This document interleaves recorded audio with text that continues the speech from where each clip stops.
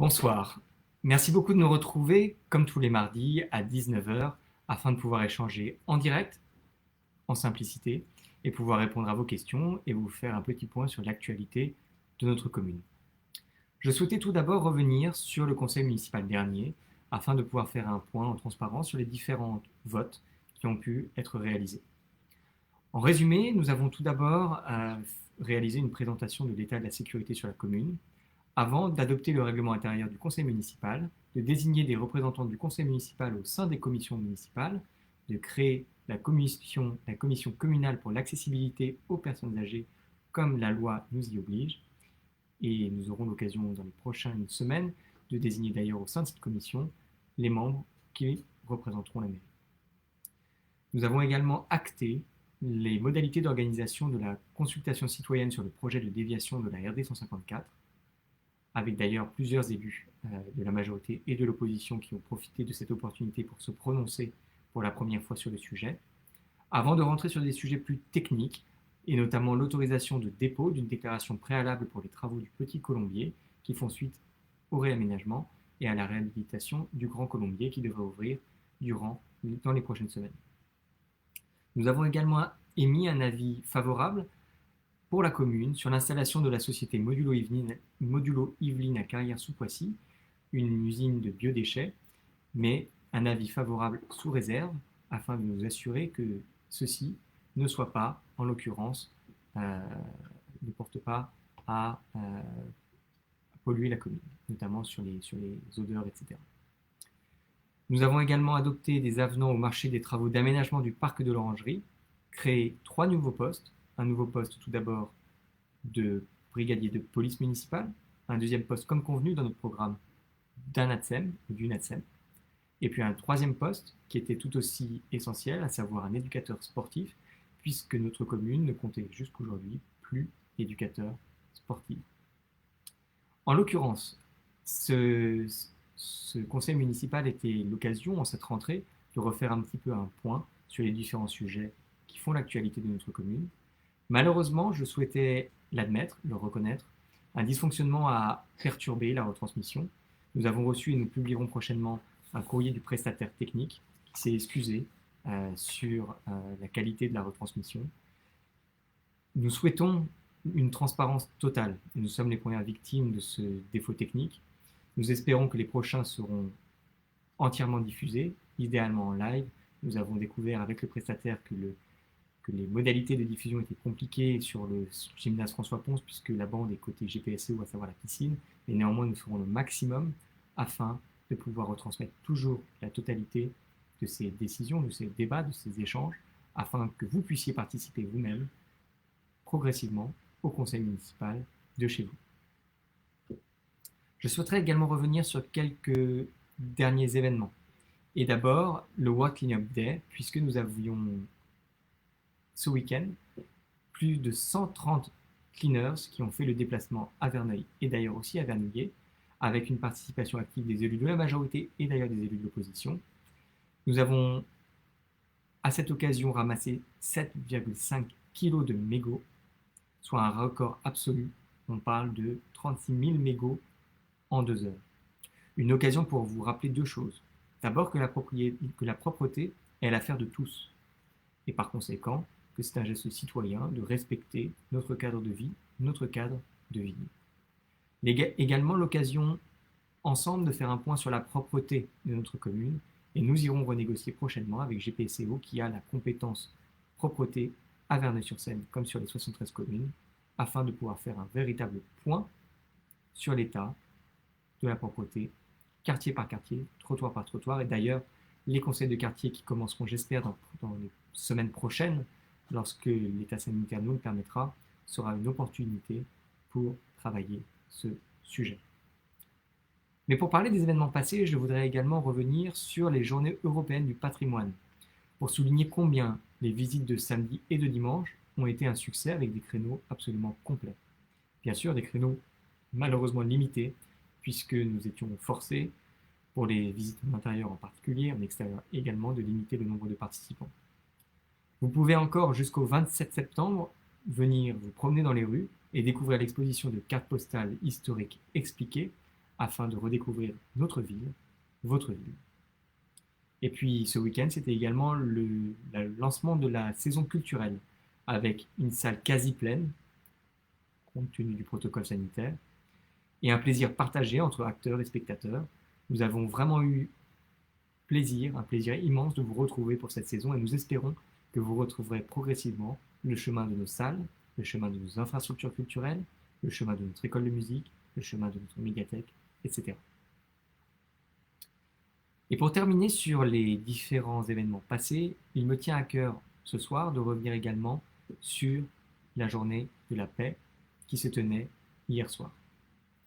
Hier soir au Champ Clos, nous avons eu, en l'occurrence, une occasion de faire participer les jeunes de notre commune pour qu'ils puissent, tranquillement, de manière assez succincte d'ailleurs, présenter leur vision de la paix. C'était également en présence de vice-président de GPSO à l'écologie et de notre député, l'occasion pas seulement de recevoir et de discuter sur le thème de la paix, mais de planter ensemble un arbre de la paix, un premier arbre vers un reverdissement, un reboisement de notre commune auquel nous nous sommes engagés. Mais aussi, et peut-être surtout, cette cérémonie était une occasion et une opportunité pour moi de remettre mes premières médailles de la ville.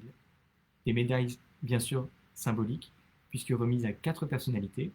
Tout d'abord, Simon Toureau, le jeune nageur, champion, que Verneuil a plaisir d'encourager. Léa Métro, une autre championne, cette fois-ci judokate, plusieurs fois championne d'Île-de-France, de France et même du monde en équipe, avec des titres à chaque fois extrêmement impressionnants et un palmarès absolument super. Pierre Sourceau, que vous connaissez pour certains et j'espère pour beaucoup d'entre vous, pour plus de 30 ans d'engagement associatif, notamment au comité de jumelage, mais également aussi à la ville. Et puis enfin Maryse Philippe qui était directrice, enseignante à la maternelle Jean Jaurès pendant plus de 30 ans. Elle a fait toute sa carrière au sein de nos écoles. C'était un moment agréable pour la remercier, mais aussi pour encourager l'athlète qu'elle est, puisqu'elle avait gagné en 1968 les épreuves d'Île-de-France d'athlétisme. Ces 4 médailles étaient évidemment une opportunité de nous retrouver, de féliciter nos jeunes talents et nos talents plus âgés. C'était également une opportunité excellente que j'ai souhaité cristalliser pour remercier une 5e personnalité. En l'occurrence, une 5e personnalité, à savoir mon prédécesseur, puisque Philippe Tautou a œuvré pendant plus de 3 mandats en tant que maire, mais aussi auparavant en tant qu'élu, puis après en tant qu'élu communautaire, et comme président respectivement de la CA2RS et de JPSCO. Et il me semblait normal, en plus de ces 4 médailles de la ville, de lui annoncer et de vous annoncer que je ferai la demande prochaine au préfet afin qu'il puisse être nommé maire honoraire de notre commune.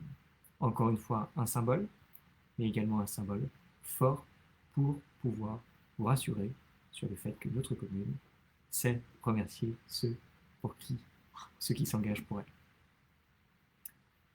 Mais pour parler peut-être moins du passé que du présent et puis des prochains jours, je voudrais revenir sur une chose qui continue malheureusement de faire l'actualité. Vous l'avez vu, le gouvernement a assoupli le protocole sanitaire relatif à l'épidémie de Covid-19. Aujourd'hui, les choses évoluent. Nous avions des classes fermées à Notre-Dame et à Cosma.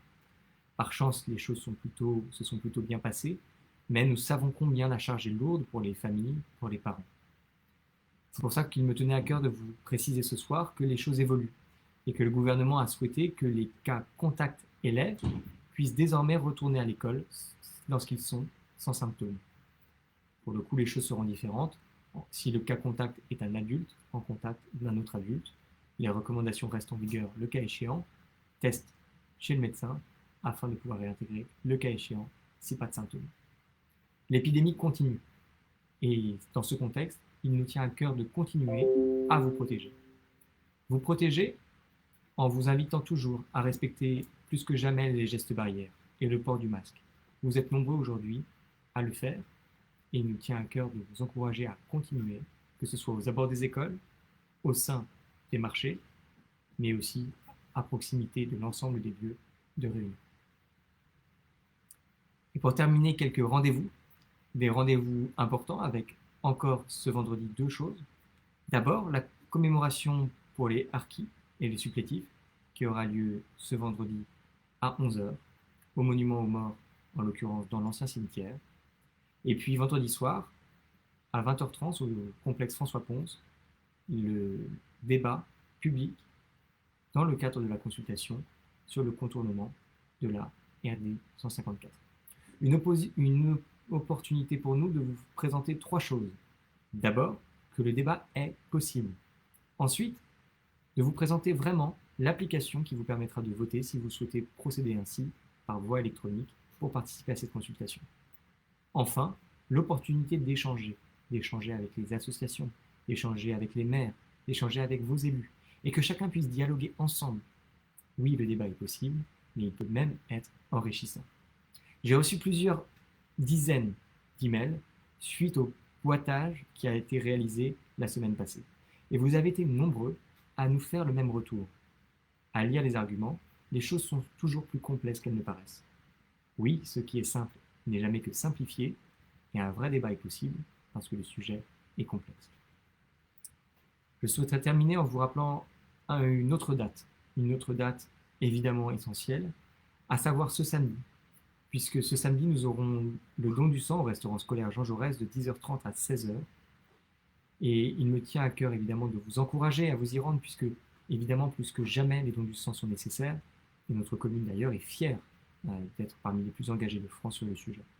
Mais attention, pour la première fois et en raison des contraintes sanitaires, les dons du sang ne seront possibles que sur rendez-vous. Rendez-vous donc sur la page Facebook de notre commune, rendez-vous sur les pages internet du don du sang pour retrouver les processus d'inscription afin de veiller à ce que les normes sanitaires et les protocoles restent respectés. Je m'arrête là pour le petit monologue et vais prendre plutôt quelques questions. Et j'ai d'abord une première question de Martine Busso qui dit « Je viens d'apprendre que le commissariat de police est fermé. Est-ce vrai? Comment cela se fait-il? Et la sécurité ?» Alors, pour ce qui est du commissariat de police, je ne sais pas de quoi vous parlez. Il y a 2 choses différentes. Il y a le poste de police municipale qui n'est évidemment pas fermé, qui continue d'ailleurs normalement d'opérer. Il y a par contre le poste de police de Vernouillet, l'ancien commissariat de Vernouillet, où en effet la police nationale a fait le choix stratégique de retirer ses policiers. Nous avons été les premiers surpris, les premiers étonnés, pour ne pas dire les premiers déçus. Cela ne veut pas dire grand-chose puisque de toute manière les policiers présents n'étaient que des agents administratifs et ne veillaient pas à notre sécurité. Mais le dépôt de plainte est un sujet qui doit être sur la table, et d'ailleurs dans le cadre du syndicat intercommunal entre Verneuil, Vernouillet et Triel qui permet d'assurer notre sécurité, le CIVUCOP qui est en charge par délégation de notre sécurité, nous avons décidé de nous emparer du sujet de ce poste de police afin de pouvoir le revitaliser. Pour ce qui est des leçons de morale, puisque j'ai une question sur le sujet, pour les enfants et les jeunes qui envahissent, pour reprendre les mots, le centre-ville de Milly, les jardins et les parcs, et des leçons à tenir sur la propreté, soyons clairs. Les fenêtres de la mairie, je suis le premier à être absolument heureux de voir notre centre-ville vivre, parce que les jeunes sont sur les pelouses. Et d'une certaine manière, un centre-ville animé, c'était une de nos promesses depuis le début de notre mandat. Par contre, oui, la propreté doit être respectée. Et nous allons, par conséquent, discuter avec les écoles, au sens large, mais évidemment, nous sommes les oiseaux au premier chef, afin de rappeler combien celle-ci doit être respectée, doit être une priorité, non pas seulement pour la mairie, non pas seulement pour les jeunes, mais également pour le prestige de Notre-Dame des Oiseaux. Pour ce qui est des tests PCR pour les habitants de Verneuil-sur-Seine, puisque la question en effet est revenue assez souvent, je vais vous répondre assez simplement.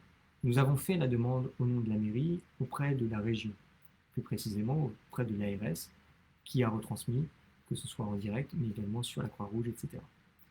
Aujourd'hui, nous sommes en attente et espérons pouvoir accueillir de tels tests sur notre commune.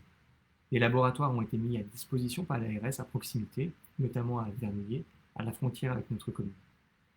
Aujourd'hui, nous avons conscience que ce problème, qui n'est d'ailleurs pas que local, il s'agit d'un problème très largement national, vous préoccupe. Et nous continuerons à nous battre pour obtenir de tels tests le plus rapidement possible sur notre commune.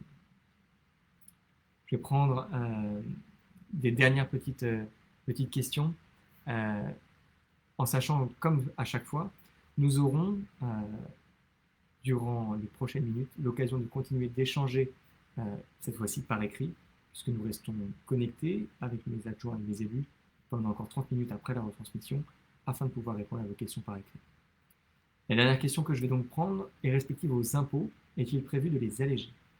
Alors, pour vous répondre en toute simplicité, la réponse est: nous allons attendre. Il est urgent d'attendre de prendre des décisions financières. Pourquoi? Parce qu'aujourd'hui, nous n'avons pas encore les résultats de l'audit financier de notre commune. Nous ne nous interdirons rien après. Mais nous souhaitons auparavant obtenir une photographie objective de l'état financier de notre commune pour pouvoir envisager des investissements, pour pouvoir envisager des abaissements de charges, pour pouvoir envisager des abaissements d'impôts. Mais soyons clairs, aujourd'hui, la qualité doit être au rendez-vous. Et nous devons nous assurer que nos finances peuvent supporter l'ensemble de ces investissements. Et c'est pour cela que nous attendrons probablement Noël et les résultats de l'audit pour pouvoir, en transparence, vous les présenter et vous expliquer plus simplement nos décisions et leurs fondements. Sur ces mots, je vous souhaite une agréable soirée, une bonne semaine et un rendez-vous très prochain, que ce soit sur les événements de la ville ou mardi prochain, 19h comme d'habitude. Et puis comme toujours, vous pouvez continuer donc sur le côté à nous poser les questions. Nous restons en ligne connectés encore une demi-heure. Bonne soirée.